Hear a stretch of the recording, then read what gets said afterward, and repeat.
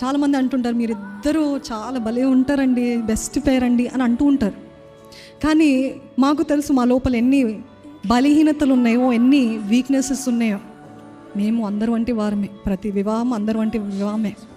కానీ ఒకటే వ్యత్యాసం ఏంటంటే, ప్రతి ఆవేశం తర్వాత ఏమైనా ప్రశ్నలు, ఏమైనా సందేహాలు ఉన్నట్లయితే నేను అతని దగ్గరికి వెళ్ళి చెప్పుకుంటాను. ఆయన నన్ను కూర్చోబెట్టి చక్కగా వివరిస్తారు, అసలు ఇది ఎందుకు జరిగింది, అది ఎందుకు జరిగింది, ఇట్లా.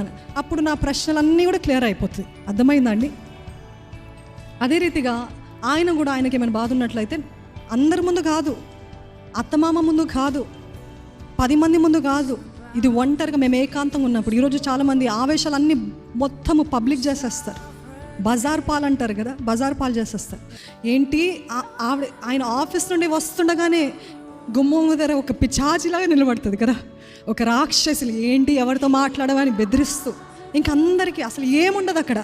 కానీ అప్పటికే పేరు మట్టిలో కలిసిపోయింది కదా.